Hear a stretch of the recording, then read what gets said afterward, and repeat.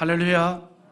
오늘도 함께한 우리 모든 성도들에게 하나님의 큰 은혜가 충만하기를 주님의 이름으로 축복합니다. 오늘은 민족 상장의 비극이 있었던 6.25 전쟁 76주년을 맞이하는 주일입니다. 우리 자유 대한민국은 일본의 나라를 빼앗기고 36년 동안 나라 없는 민족으로 지내다가 해방을 맞이했습니다. 그러나 해방의 기쁨도 잠시였습니다. 우리는 해방 이후 한반도는 북위 38도 선을 기준으로 둘로 나뉘어졌습니다. 그리고 전혀 다른 체제의 통치가 이루어졌고, 해방된 내 나라 내 땅이지만 남과 북이 서로 갈 수 없는 땅이 되었습니다. 참으로 비극입니다. 그런데 그것보다 더욱 큰 비극은 우리나라를 공산화시키기 위해서 김일성이가 일으킨 전쟁입니다. 우리는 한반도를 피로 물들인 6.25 전쟁을 절대로 잊어서는 안 됩니다. 아직도 김일성 일가는 기회만 되면 자유 대한민국을 무너뜨리고 공산화를 시키려고 하기 때문입니다. 그래서 우리의 주적은 김일성과 그의 일가이며 그를 추종하는 세력들입니다. 그런데 우리는 전능하신 하나님의 주권과 능력을 믿습니다. 하나님께서 인간의 역사를 주관하고 이끌어 간다는 사실을 믿습니다. 전쟁까지도 하나님의 손에 있습니다. 그래서 우리는 나라와 민족을 위해서 사명감을 가지고 기도해야 합니다. 그리스도인의 사명인 줄 믿습니다. 사무엘상 17장 47절에 또 여호와의 구원하심이 칼과 창에 있지 아니함을 이 무리에게 알게 하리라. 전쟁은 여호와께 속한 것인즉 그가 너희를 우리 손에 넘기시리라 라고 합니다. 성경은 전쟁이 하나님께 속해 있다는 사실을 말하고 있습니다. 사람이 전쟁을 하지만 그 전쟁도 여호와 하나님의 손에 있다는 겁니다. 다윗 왕은 어린 시절부터 그걸 믿었습니다. 전쟁은 하나님의 손에 있다. 싸움의 승리와 패배도 하나님의 손에 있다. 그러므로 골리앗 장수와의 싸움을 두려워하지 아니하고 담대히 나아가 싸워 승리했습니다. 다윗은 자신이 하였던 전쟁이 다 하나님의 손에서 이루어진 전쟁이었다라고 후에 고백을 합니다. 우리 시편 144편 1절 한번 읽어봅니다. 나의 반석이신 여호와를 찬송하리로다. 그가 내 손을 가르쳐 싸우게 하시며 손가락을 가르쳐 전쟁하게 하시는도다. 여호와께서 전쟁하게 하셨다는 거예요. 뿐만 아니라 승리하게 하셨다는 겁니다. 그래서 반석이 되신 여호와를 찬송한다라고 노래하고 있습니다. 전쟁도 하나님의 손에 있기 때문에 하나님이 허락하시고 하나님이 원하시면 승리하게 된다는 거예요. 그래서 믿는 자의 기도는 전쟁도 승리하게 하는 하나님의 은총을 받게 된다는 것을 우리는 믿습니다. 오늘 본문에서도 그것을 우리에게 보여주고 있습니다. 하나님께서 허락하시면 승리합니다. 때문에 우리가 전능하신 하나님의 주권과 능력과 은총과 사랑을 믿고 기도하면 전쟁도 승리케 하시는 하나님의 은혜가 있다는 거예요. 오늘 본문이 우리에게 그 사실을 보여주었습니다. 여호수아와 함께했던 이스라엘 민족, 그들이 여리고성을 정복합니다. 사실은 가나안 정복을 위해서는 여리고성을 반드시 정복해야 되는데, 여리고성은 문헌에 의하면 이 고고학자들의 어떤 자료에 의하면 도저히 무너뜨릴 수 없는 그러한 조롱성 같은 요새입니다. 하나님의 능력으로 여리고성을 함락시켰습니다. 그리고 가나안 정복 전쟁을 하면서 약속의 땅을 밟고 지나가기 시작합니다. 이처럼 이스라엘이 초롱성 같았던 여리고성을 완전히 무너뜨렸다는 소문이 가나안 땅에 쫙 퍼지기 시작합니다. 그러면서 가나안 사람들이 두려워하기 시작하죠. 가나안 사람들이 두려워합니다. 그런데 그런 와중에 가나안 남부 지역의 왕들이 두려워하는 일이 또 발생합니다. 그것은 가나안 남부 지역에서 여리고 성만큼 아주 큰 힘을 가진 기브온 민족이 이스라엘과 동맹을 맺고 여호수아의 부하가 되었다는 소식이에요. 이거는 다른 가나안 부족 국가 왕들에게는 대단히 충격적인 두려운 소식입니다. 1절에 그걸 얘기하고 있는데 한번 읽어보죠. 그때에 여호수아가 아이를 빼앗아 진멸하되 여리고와 그 왕에게 행한 것 같이 아이와 그 왕에게 행한 것과 또 기브온 주민이 이스라엘과 화친하여 그 중에 있다 함을 예루살렘 왕 아도니덱이 듣고. 그러니까 뭡니까? 아니, 애굽에서 종살이 하던 그 민족이 어떻게 해서 요단강도 건너고 저롱성 같은 여리고성도 무너뜨리고 아이성도 무너뜨리고 이렇게 정복해 나가고 있던 중에 기브온 왕이 그 여호수아에게 굴복을 하고 부하가 되었다, 동맹을 맺었다. 이건 엄청난 충격이죠. 이 기브온에 대해서 뭐라고 얘기하냐면 2절에 이렇게 말합니다. 크게 두려워하였으니 이는 기브온은 왕도와 같은 큰 성이며 아이보다 크고 그 사람들은 다 강함이라. 그러니까 기브온 사람들은 다 강하다 이 말이에요. 힘이 세다 이 말입니다. 이런 강한 기브온이 이스라엘로 넘어가 버린 거예요. 그러니 가나안 남부 지역의 왕들이 크게 염려할 수밖에 없었죠. 이거 어떻게 하면 좋겠나? 그래서 긴급히 대책을 강구하였는데 그들이 뭉치는 겁니다. 예루살렘 왕을 중심으로 헤브론, 야르못, 라기스, 에글론 등 5개의 아모리 부족 왕들이 뭉쳐서 연합군을 만들었습니다.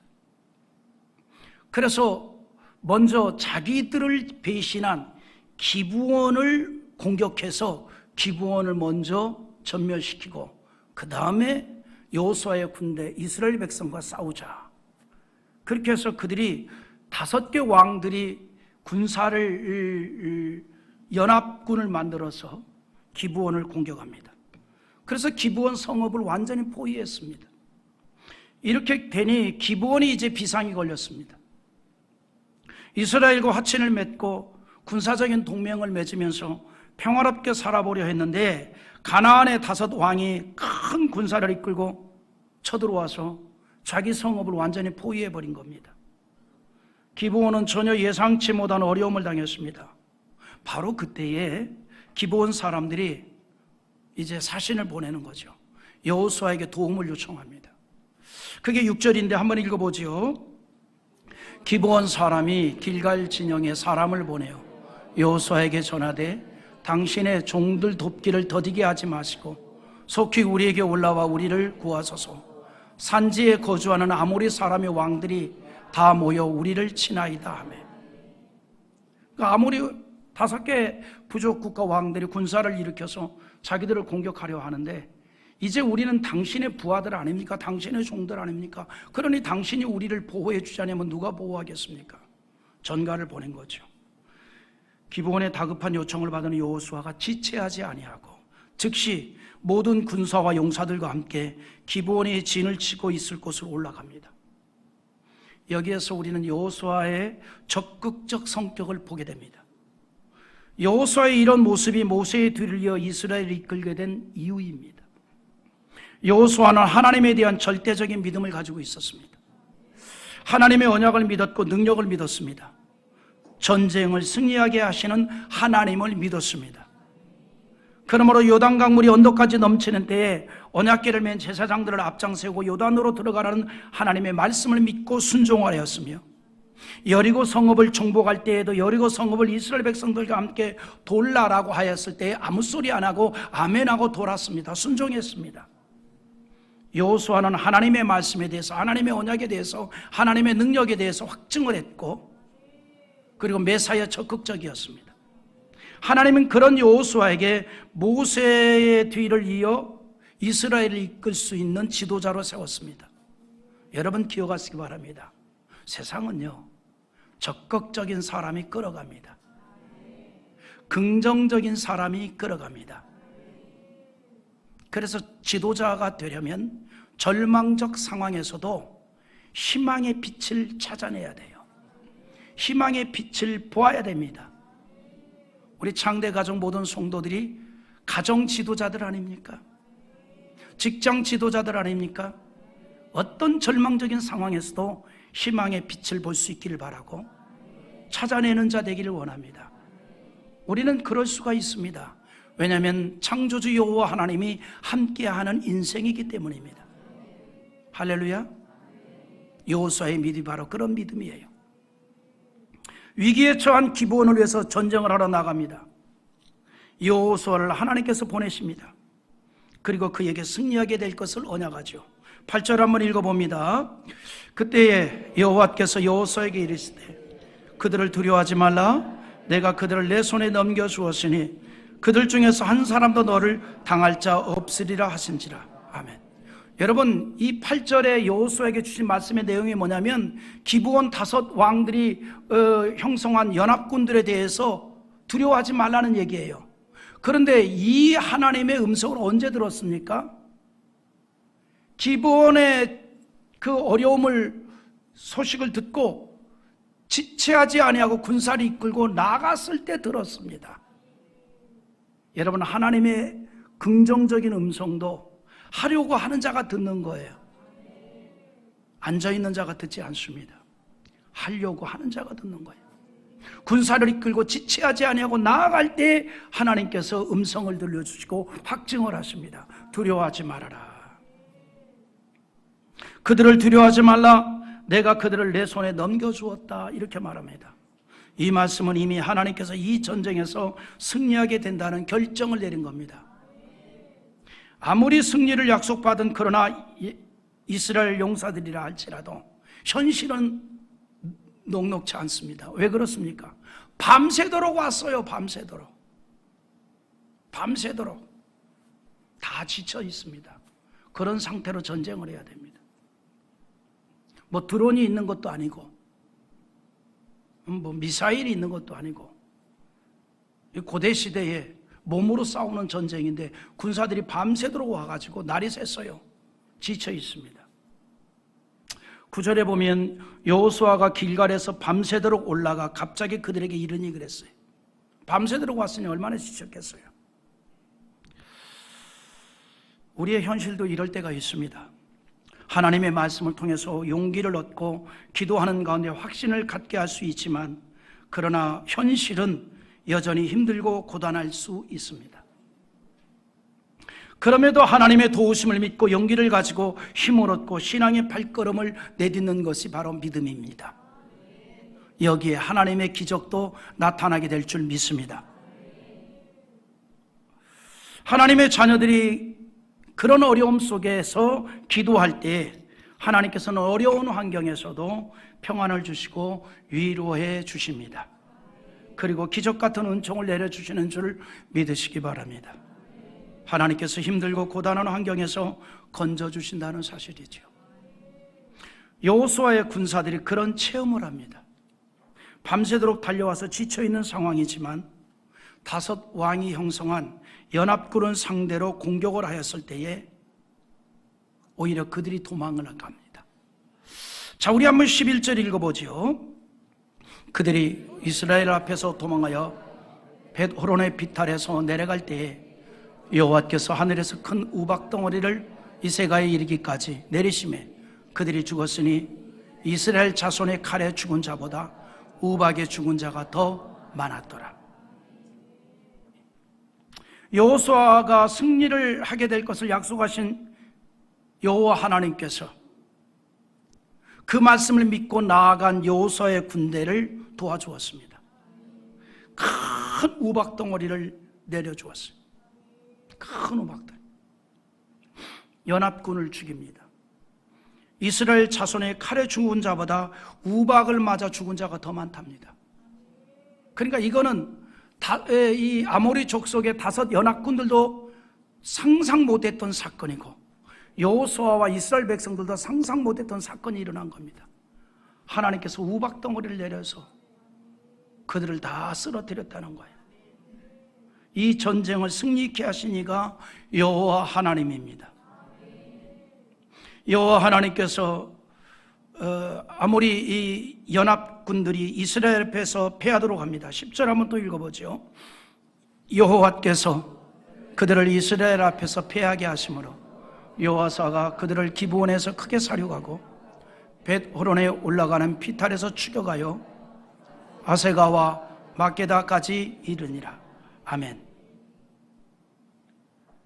근데 여러분 한번 생각해 보시기 바랍니다. 성경을 그냥 읽지 말고 상상 한번 해봅시다. 자, 이스라엘 백성들과 이스라엘 용사들과 아모리 5개 왕들이 뭉친 연합군과 싸우고 있는 중이에요. 근데 하늘에서 우박이 떨어졌습니다. 기가 막힌 것은 이스라엘 병사들은 한 명도 우박을 맞은 자가 없어요. 그 연합군들만 우박을 맞았습니다. 놀랍지 않습니까? 하나님께서 정확하게 떨구어서. 여러분 기억하십시오. 살자는요, 하나님이 기가 막히게 살리십니다. 아멘입니까? 성경을 읽어보세요. 놀랍지 않아요? 그 똑같은 공간인데 이스라엘 백성들, 이스라엘 군사들은 다 피해가고 누구만? 그 연합군의 군사들만 우박을 맞아서 죽게 만들어요. 하나님 놀랍지 않아요? 요즘 뭡니까?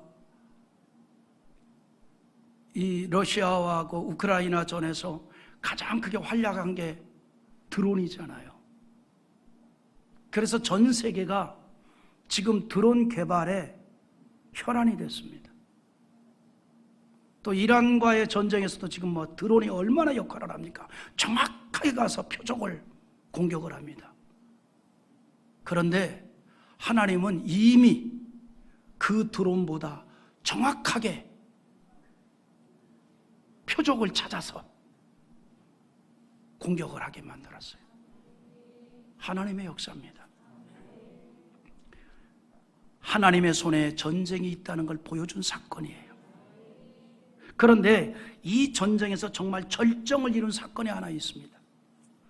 우박이 쏟아져서 적들이 도망치는데 문제가 생겼습니다. 날이 저물어지는 거예요. 가나안 땅은 산지가 많습니다.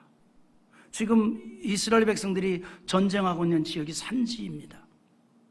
그래서 이제 그 도망한 적들이 어두워지면 숲이나 동굴로 쉽게 다 숨어들 수가 있습니다. 더 이상 추격할 수가 없는 거예요. 그런데 만약에 그렇게 숨어 있다가 다시 전열을 정비해 가지고 총경보격을 해올 수가 있습니다. 때문에 해가 지기 전에, 어두워지기 전에 저들을 완전히 섬멸해야 하는데 이미 해가 지고 있는 거예요. 그때 여호수아가 황당하고 무모한 기도를 합니다. 시간을 늦추기 위해서 태양과 달이 멈추어 달라고 기도를 해요. 이 얼마나 황당하고 무모한 기도입니까? 나는 여호수아가 존경스러워. 나는 그런 기도는 죽어도 못할 것 같아. 어떻게? 지금 해가 기울고 있고 어두워지는데 이러면 이제 참 어려움이 있단 말이죠. 그러니까 하나님 도와주십시오. 태양을 잠깐만 멈추게 해주세요. 달을 잠깐만 멈추게 해주세요. 굉장한 거 아니에요? 얼마나 무모한 기도입니까? 하나님의 창조의 흐름을 멈추게 해달라는 기도 아닌가요? 12절 한번 읽어보죠. 자, 시작. 여호와께서 아모리 사람 이스라엘 자손에게 넘겨주시던 날에 여호수아가 여호와께 아뢰어 이스라엘의 목전에서 이르되 태양아 너는 기브온 위에 머무르랴 달아 너도 아일론 골짜기에서 그리할지어다 하매. 그런데 이 기도를 병사들 없을 때 혹은 그 천막 안에 들어가서 기도하지 온 병사들이 보는데 큰 소리를 기도했어요. 우리의 지도자 여호수아가 이렇게 기도하는데 달이 안 멈추면 어떡할 뻔했어. 해가 안 멈추면 어떡할 뻔했어. 이건 뭐냐면 여호수아는 100% 믿었다는 거예요. 하나님이 이 전쟁에서 승리케 하기 위해서 역사할 걸 100% 믿었다는 거예요. 나라면 그렇게 기도 안 해요. 숨어서 기도하다가 혹 태양이 멈추면 내가 기도해서 멈췄다 이렇게 얘기할 거예요. 안 멈추면 말아버리고 백성들 앞에서 큰 소리를 기도했어요. 확증을 가졌다는 얘기입니다. 확증. 누가 그런 얘기를 해요. 비가 안 와서 가뭄 때 비 오기를 기도했으면 우산을 가지고 다녀라. 비 오기를 기도했으면 우산은 비가 올 줄 알고 우산을 가지고 와야 될 거 아니에요. 그게 믿음이라는 거죠. 여호수아는 그 믿음을 가지고 있었어요. 큰 소리로 기도합니다. 말씀드린 대로 이 무모한 기도가 응답되지 않으면 지도자의 권위가 떨어질 수도 있는 일입니다. 그러나 여호수아는 기도합니다. 그는 기도 응답에 대한 믿음으로 기도를 했습니다. 이미 응답을 확신했습니다. 여호수아의 기도가 응답이 된다면 지구가 자전을 멈추게 되는 엄청난 사건 아닌가요? 여호수아는 창조주 하나님을 믿었습니다. 창조하시고 다스리시는 하나님을 믿었습니다. 창조주께서 허락하신다면 쉽게 이루어질 수 있음을 믿었습니다. 그런데 놀라운 일이 일어났죠. 하나님께서 무모한 여호수아의 기도를 응답해 주었다는 거죠. 13절 한번 읽어봅니다. 태양이 머물고 달이 멈추기를 백성이 그 대적에게 원수를 갚기까지 하였느니라. 야살의 책에 태양이 중천에 머물러서 거의 종일토록 속히 내려가지 아니하였다고 기록되지 아니하였느니라. 하나님께서 여호수아의 기도를 응답해 주십니다. 태양이 중천에 머물렀습니다. 여호수아의 용사들이 적들을 다 물리칠 때까지 머물렀답니다. 그래서 이 전쟁에서 완전한 승리를 할 수 있었습니다. 이 전쟁에서 우리에게 주는 교훈이 있습니다. 기도는 전쟁도 승리하게 하신다. 믿습니까? 여호수아의 기도를 들으시고 완전한 승리를 하도록 하셨습니다. 그러므로 14절 한번 또 읽어보죠. 여호와께서 사람의 목소리를 들으신 이 같은 날은 전에도 없었고 후에도 없었나니 이는 여호와께서 이스라엘을 위하여 싸우셨습니다. 여호수아의 기도를 들으시고 하나님께서 태양을 잠시 머물게 하시면서까지 이스라엘을 위해서 싸워주셨다는 거예요. 여호수아는 개인의 문제나 혹은 욕심으로 한 기도가 아니라 오직 하나님의 나라와 하나님의 영광을 위해서 기도하였고 하나님은 응답해 주었다는 사실입니다. 가나안 5 왕의 연합군을 상대로 싸운 승리에는 하나님의 초자연적인 도우심이 있었습니다. 해와 달을 멈추게 한 믿음의 기도가 있었고 하나님은 그 기도를 응답해 주었습니다. 여러분, 이런 기도의 능력이, 이런 기도의 응답은요, 여호수아에게만 있는 게 아니라 믿음으로 살아가는 저와 여러분에게도 있는 사건들입니다. 우리는 이 같은 사건을 6.25 전쟁에서도 경험했습니다. 말씀드린 대로 해방 이후 3파선을 중심으로 이북은 소련의 영향력 아래에 있었고 이남은 미군의 영향력 아래에 있었는데 그때 김일성은 소련의 지원을 받으면서 전쟁 준비를 철저히 했습니다. 그리고 1950년 6월 25일 북한군은 강력한 기갑부대를 앞세워 그냥 밀고 내려왔습니다. 본래 김일성의 계획은 전쟁을 일으켜서 밀고 내려와서 서울에서 점심 먹고 3일 후에 부산에서 저녁을 먹는 게 이 플랜이었습니다. 박헌영이가 얼마든지 그렇게 될 수 있다라고 미리 다 얘기를 했죠. 왜냐하면 그때만 해도 박헌영이가 이 남노당, 남조선 인민공화국 당원들을 남한 국민의 80% 정도의 입당 원서를 받은 상황이었기 때문에 당신이 밀고 내려오면 여기서 남아있는 당원들이 다 일어나서 당신들을 맞이해 줄 거다. 그래서 점심을 서울에서 먹고 3일에는 부산에서 저녁을 먹는 플랜을 가지고 그냥 탱크를 몰고 내려왔던 것이죠. 그런데 약간 좀 지체는 됐지만 정말 밀고 내려갔습니다. 6.25 전쟁이 발발한 지 2달 만에 대한민국 국토 90%가 점령당했습니다. 10% 남았어요. 그게 어디입니까? 낙동강 전선입니다. 낙동강만 건너면 끝나는 거예요. 북한군의 무자비한 탱크 앞에 우리 군은 밀리고 밀려 대구와 포항 그리고 낙동강을 잇는 마지막 방어 선문을 남겨둡니다. 지도상에서 대한민국이라는 나라가 지워지기 직전입니다. 10%밖에 남지 않았어요. 임시 수도였던 부산은 전국에서 몰려든 피난민들로 아비구현입니다. 전쟁의 포성은 점점 가까워졌습니다. 이곳마저 무너지면 우리는 모두 바다에 빠져 죽거나 공산당의 노예가 될 수밖에 없는 절제절명의 위기입니다. 이 위기 상황에서 1950년 8월 30일 부산 초량교회당에서 특별한 집회가 열렸습니다. 전국에서 목숨만 부지한 채 피나는 250여 명의 목회자와 장로님들과 성도들이 부산 초량 예배당에 모인 겁니다. 그들이 모여서 기도회를 하는데 제일 먼저 한 일이 뭔지 알아요? 저 원수들을 멸해 주십시오라고 간구한 게 아니었어요. 그들은 하나님의 거룩한 진노 앞에 자신들의 죄를 찢으며 통곡하기 시작합니다.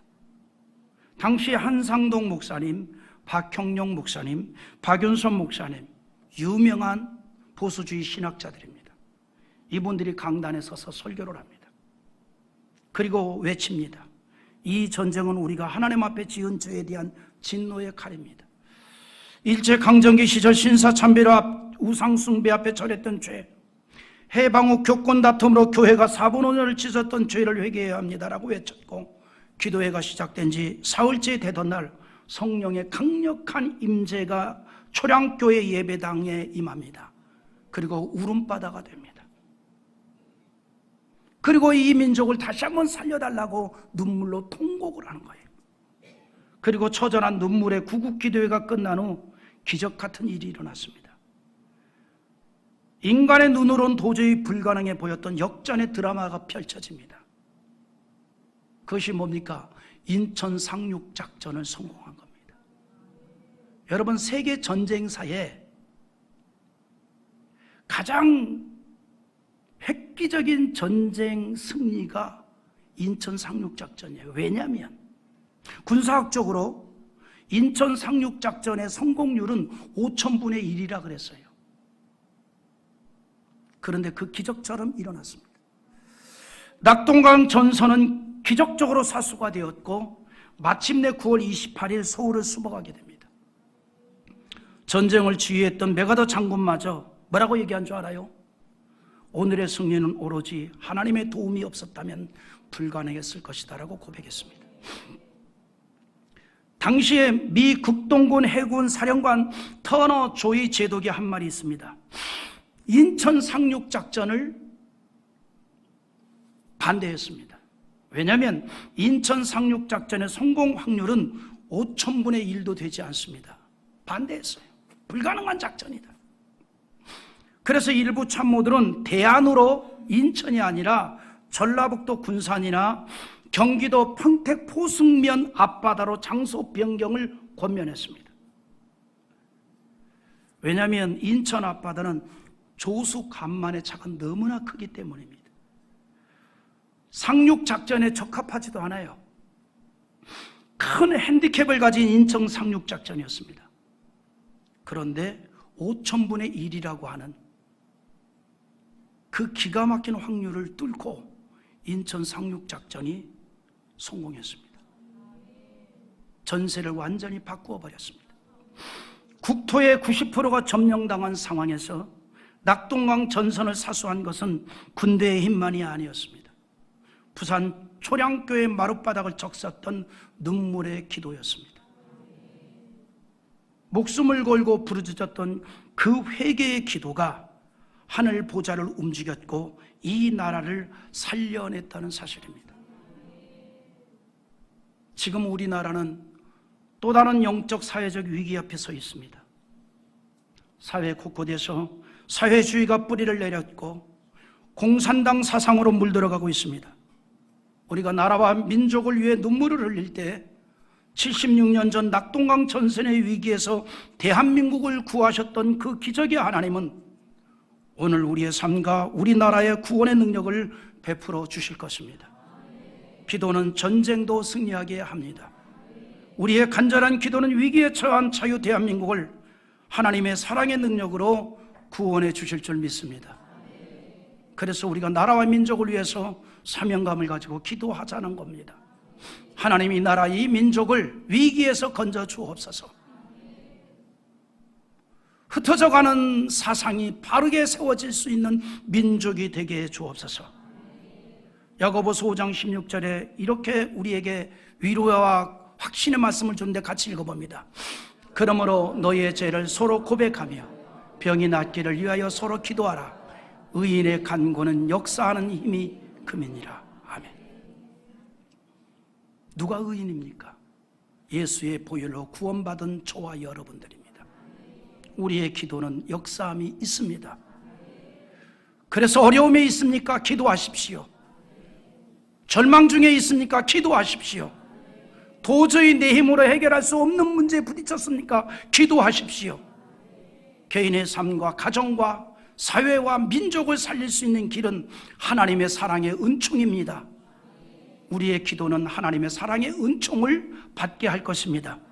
여러분 한 사람의 기도가 이 나라를 살릴 것이고 대한민국의 미래를 희망으로 나아가게 하게 할 줄 믿습니다. 저는 오늘 6.25 전쟁 76주년을 맞이하면서 우리 모든 성도들이 다시 한번 나라와 민족을 위해서 기도의 사명자와 제물이 될 수 있기를 주님의 이름으로 축복합니다.